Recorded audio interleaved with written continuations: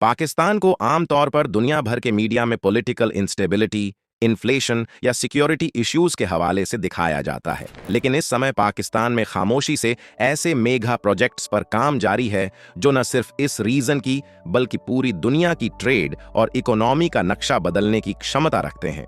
ये प्रोजेक्ट्स सिर्फ रोड्स या बिल्डिंग्स नहीं हैं, बल्कि ग्लोबल पावर बैलेंस को बदलने वाले स्ट्रैटेजिक एसेट्स हैं। जब हम कहते हैं कि ये प्रोजेक्ट्स दुनिया को बदल देंगे, तो यह कोई भावनात्मक स्लोगन नहीं बल्कि ग्राउंड रियलिटीज हैं।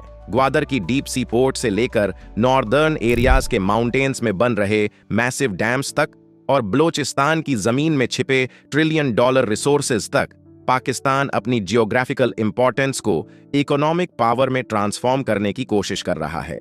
दुनिया की बड़ी पावर्स, जिनमें चाइना, यूनाइटेड स्टेट्स और रशिया शामिल हैं, इन प्रोजेक्ट्स पर गहरी नजर रखे हुए हैं, क्योंकि ये फ्यूचर सप्लाई चेन्स को डिफाइन करेंगे। सबसे पहले बात उस प्रोजेक्ट की जो इस ट्रांसफॉर्मेशन की बुनियाद है, यानी ग्वादार और सीपेक। बहुत से लोग समझते हैं कि सीपेक सिर्फ एक रोड प्रोजेक्ट है जो चाइना से पाकिस्तान आता है, लेकिन वास्तविकता इससे कहीं अधिक कॉम्प्लेक्स और बड़ी है। ग्वादार पोर्ट दुनिया की deepest natural deep sea ports में से एक है और इसकी इंपॉर्टेंस सिर्फ पाकिस्तान नहीं बल्कि ग्लोबल ट्रेड के लिए भी है।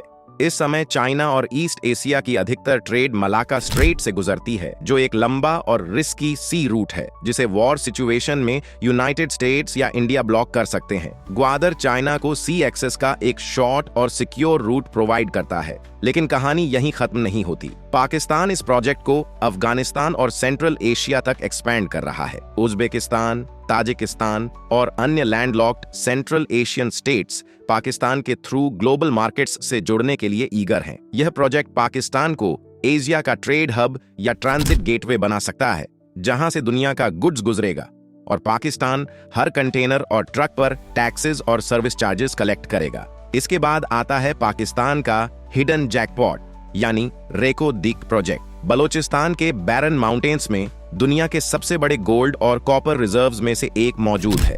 हाल के वर्षों में पाकिस्तान ने बैरिक गोल्ड कंपनी के साथ मिलकर इस पर काम दोबारा शुरू किया है। यह इसलिए महत्वपूर्ण है क्योंकि फ्यूचर दुनिया टेक्नोलॉजी और इलेक्ट्रिक व्हीकल्स पर डिपेंड करती है और ईवी बैटरीज और वायरिंग कॉपर के बिना संभव नहीं। दुनिया में कॉपर की शॉर्टेज का जोखिम है और रेकोदिक का कॉपर ग्लोबल टेक इंडस्ट्री के लिए क्रूशियल रोल निभा सकता है। यह प्रोजेक्ट पाकिस्तान के लिए उतना ही महत्वपूर्ण हो सकता है जितना सऊदी अरेबिया के लिए ऑयल। अगर यह प्रोजेक्ट सफल होता है तो पाकिस्तान की एक्सपोर्ट्स में बिलियंस ऑफ डॉलर्स का इंक्रीज हो सकता है और डेट बर्डन कम हो सकता है। यह सिर्फ माइनिंग नहीं बल्कि पाकिस्तान को ग्लोबल सप्लाई चेन का की प्लेयर बनाने की दिशा में एक बड़ा शिफ्ट है। एक और क्षेत्र जहां Pakistan quietly large scale infrastructure develop कर रहा है वह वाटर और एनर्जी प्रोजेक्ट्स हैं, जहां डायमर भाषा डैम और मोहम्मद डैम जैसे प्रोजेक्ट्स कंस्ट्रक्शन फेज में हैं। डायमर भाषा डैम दुनिया का सबसे high roller compacted concrete dam बनने जा रहा है। इस डैम की लेक इतनी मैसिव होगी कि वह स्पेस से भी विजिबल हो सकती है। पाकिस्तान जैसे देश के लिए जो सिवियर वाटर स्कैर्सिटी का सामना कर सकता है, यह डैम सर्वाइवल लेवल इंपॉर्टेंस रखता है। ये प्रोजेक्ट्स सिर्फ वाटर स्टोरेज नहीं करते बल्कि thousands of megawatts clean electricity भी जनरेट करते हैं। ग्लोबल ट्रेंड अब क्लीन एनर्जी की तरफ है और पाकिस्तान इन डैम्स के जरिए अपने कार्बन फुटप्रिंट को रिड्यूस करने की कोशिश कर रहा है। साथ ही थार कोल रिसोर्सेज को भी यूटिलाइज किया जा रहा है। थार में इतना कोल मौजूद है कि इसकी एनर्जी पोटेंशियल सऊदी अरेबिया और ईरान के ऑयल रिजर्व्स के बराबर मानी जाती है। पाकिस्तान ने निर्णय लिया है कि इंपोर्टेड फ्यूल पर डिपेंड करने के बजाय अपने डोमेस्टिक कोल से इलेक्ट्रिसिटी जनरेट की जाए। यह शिफ्ट पाकिस्तान की इकोनॉमी को एक्सटर्नल शॉक से बचा सकता है। अर्बन डेवलपमेंट के क्षेत्र में भी एक कंट्रोवर्शियल लेकिन मैसिव प्रोजेक्ट अंडर कंस्ट्रक्शन है, यानी Ravi river front urban development project. Lahore के पास रावी रिवर के किनारे एक नया सिटी डेवलप किया जा रहा है जो दुबई और सिंगापुर स्टाइल पर डिजाइन किया गया है। यह दुनिया का सबसे बड़ा रिवर फ्रंट प्रोजेक्ट है। इसका उद्देश्य लाहौर पर पॉपुलेशन प्रेशर कम करना और फॉरेन इन्वेस्टमेंट अट्रैक्ट करना है।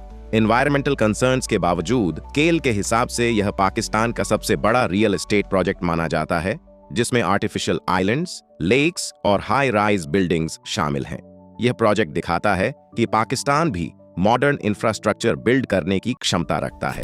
डिफेंस टेक्नोलॉजी के क्षेत्र में भी पाकिस्तान क्वाइटली मेजर एडवांसमेंट्स कर रहा है।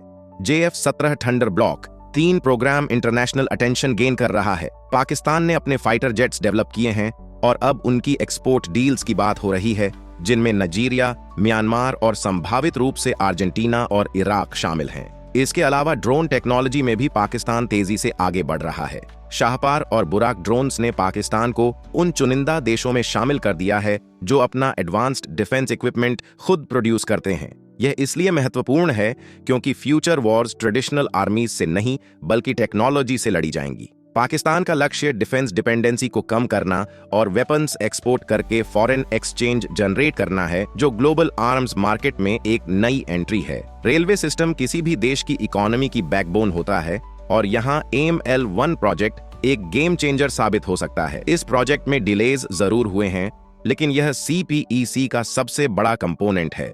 इसका उद्देश्य कराची से पेशावर तक रेलवे लाइन को अपग्रेड और मॉडर्नाइज करना है। इसके अलावा पाकिस्तान, उज्बेकिस्तान और अफगानिस्तान ने एक हिस्टोरिक एग्रीमेंट साइन किया है जिसे ट्रांस अफगान रेलवे कहा जाता है। इस प्रोजेक्ट के तहत रेलवे लाइन उज्बेकिस्तान से शुरू होकर अफगानिस्तान के थ्रू पाकिस्तान तक आएगी। इससे रशिया और यूरोप का कार्गो सीधे पाकिस्तान की पोर्ट्स तक रेल के जरिए पहुंच सकेगा। यह एंशिएंट ट्रेड रूट्स को रिवाइव करेगा और पाकिस्तान को सेंट्रल एशिया का गेटवे बना देगा। यह कनेक्टिविटी इंडिया के लिए स्ट्रेटेजिक कंसर्न मानी जाती है क्योंकि यह रीजनल पावर बैलेंस को बदल सकती है। लेकिन इन सभी अपॉर्चुनिटीज के साथ एक हार्श रियलिटी भी जुड़ी हुई है। ये मेगा प्रोजेक्ट्स हैवी लोन्स और फॉरेन इन्वेस्टमेंट पर डिपेंड करते हैं, जबकि पाकिस्तान की इकोनॉमी इस समय स्ट्रक्चरल क्राइसिस से गुजर रही है। सवाल यह है कि क्या पाकिस्तान रिक्वायर्ड पॉलिटिकल स्टेबिलिटी और फंडिंग मेंटेन कर पाएगा, ग्वादर हो या रेको DIQ। सिक्योरिटी चैलेंजेस भी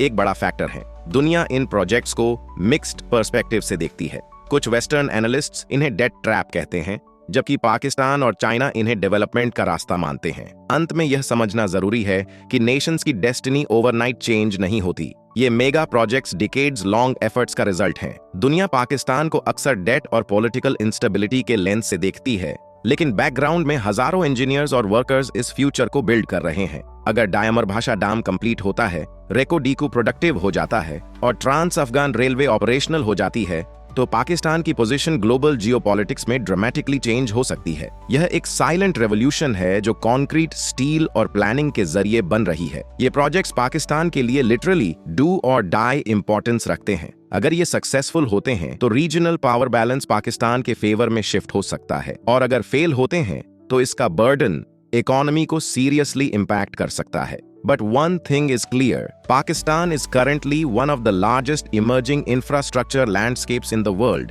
जहां हिस्ट्री साइलेंटली लिखी जा रही है।